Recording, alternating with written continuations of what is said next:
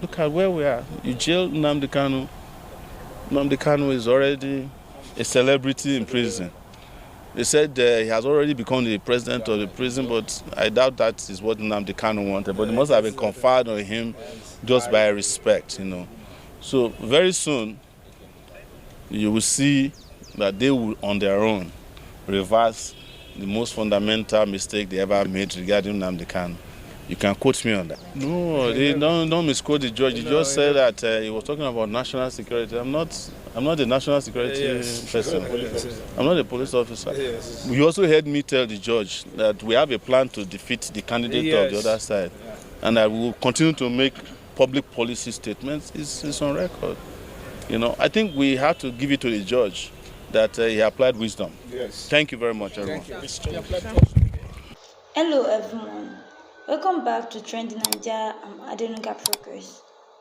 Today's top story comes from Abuja, where activist and SaharaReporters publisher Omoyele Sowore has made bold new claims about the detention of IPOB leader Mazi Nnamdi Kanu. According to Sowore, Nnamdi Kanu is not just surviving inside the Sokoto Custodial Centre. He has become a full-blown celebrity. Speaking to journalists outside the Federal High Court in Abuja, Omoyele Sowore insisted that the federal government made what he called a historic blunder by securing a life sentence against Nnamdi Kanu. He revealed that since Kanu's transfer to Sokoto, his influence inside the facility has skyrocketed. Sowore reportedly said, Nnamdi Kanu is already a celebrity in prison. They said he has already become the president of the prison. It must have been conferred on him just by respect. Sowore went on to accuse authorities of attempting to humiliate and break the IPOB leader by relocating him to Sokoto. But according to him, that plan has backfired. He said, when they were taking him to Sokoto, they thought they would ridicule him. But when they got there, he turned Sokoto into another Mecca. The outspoken activist also predicted that the government will eventually reverse the life sentence handed to Kanu. He further mocked the rush of individuals now seeking to visit the embattled IPOB leader, despite refusing to join earlier protests. The activist didn't stop there. He criticized the federal government for what he described as poor judgment and lack of strategic thinking in handling Kanu's case. Same thing, a reaction. When Christopher Musa was Chief of Defense Staff, I criticized him when he said he wants to fence Nigeria. For me, it's just, replacing one incompetent person with another incompetent person. The fundamental issues to be resolved about Nigeria's security situation is not going to be addressed by changing personnel. It has to be done by changing tactics. I have said it. In this modern day and time, and you can hear me out, you don't even need a defense minister to defeat terrorists. You can just get drone operators and buy the real drones and deliver justice to terrorists wherever they are. The defense minister that they are hiring don't even know how to operate a phone. Yes, technology has become how the world is operated upon. The world is operated on operating systems, but people who live in analog times cannot lead a digitalized era. That is the truth. It is very easy to defeat these terrorists. Go and look at the fight between Israel and Iran. Yes. For the first time in the history of mankind, we may no longer need aircraft to fight wars anymore. Just sit in your house and start pressing buttons. Yes. You reply me, I reply you. We discuss peace. Yes. So anybody who is still buying aircraft in 2025 now is not serious. You should be investing on platforms that can deliver justice to these terrorists. With 5 people, you can wipe out all the terrorists in this country if you have the right drones. But when you ask them to go and buy drones now, the one they will buy for 100,000 is the same one they use in covering wedding, which is 2,000 naira, $2,000. So when you have those kind of people in your procurement section, you have no chance in the world to deliver justice to terrorists.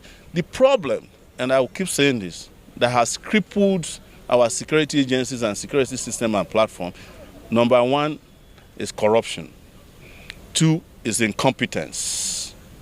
And number 3 is the wickedness of our leaders, because you cannot ask somebody who is funding terrorists to go and become Minister of Defense and expect him to defeat terrorists. That is what Matawale was doing when he was in Zamfara as governor. Matawale was recorded several times as giving out Hillocked vans to terrorists. And when he became Minister of Defense, he's giving Okada, motorbikes, to Nigerian soldiers who go and fight terrorism. Where do you fight terrorism with motorbikes? It's as good as committing suicide to walk into a bush filled with terrorists and bandits and kidnappers on top of motorbikes. When serious armies around the world, like I said, are using technology. Suicide mission. Yes. With one drone, you can first locate all these terrorists and use another drone to deliver justice to them. They call them Hellfire missiles. If there's anything I like to hear, is to know that the elites are tasting what the rest of us are tasting in terms of insecurity in this country. But the truth is that no VIP is, divested of their security. This is an opportunity for the police to make money during this Christmas, because everybody will now rush to go and pay for VIP protection. The police is very strategic. Are you hearing me? That the time you ask VIP to be taken from police is the Christmas period when the VIPs need police the most. Because all of them are going to be heading back home. So what do? They come back to you and say, please, we are sorry that we have not been paying enough. So pay you whatever you want. Nobody. That's why the IG, a joker, I'm talking about the illegal IG, now gave an order that anybody who is still with VIP should be arrested by the police. So if I'm a senior police officer and I'm escorting a DIG and a junior police officer see me at a checkpoint, he will now come and arrest me? Is it possible? The commissioner of police that you asked to arrest them himself has given out half of his policemen to VIPs. So who is going to arrest who?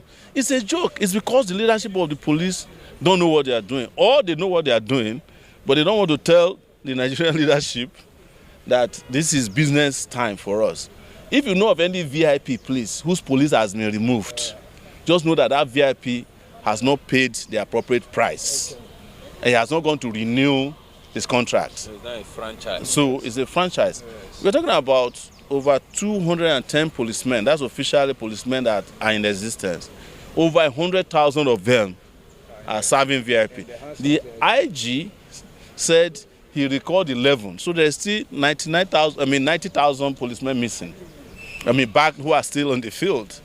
And I can be challenged on this at any time to provide the evidence. They know it. They know that these are things that I'm very versed with, because, we have all the information necessary about the police and other security agencies in the country.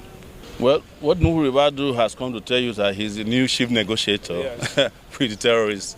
So, and that's probably what Tinubu appointed him to be doing now. What they are doing is empowering the terrorists. And it is because they have no capacity to disempower them. So they engage. If Nuhu Ribadu can tell you that they are in good hands, they said, and they are safe where they are, then come and redefine to me the meaning of safety. If a child who is barely 15 to 16 years is not in school and not with their parents, they are not safe. There's nobody who is safe in the hands of deranged kidnappers, terrorists, or bandits. None. So that's why I said maybe you should redefine to me the meaning of safety. But they are telling you, without missing words, that's the world you are living in. Maybe some of you are still in denial. Do you now support the U.S. coming to rescue Nigeria?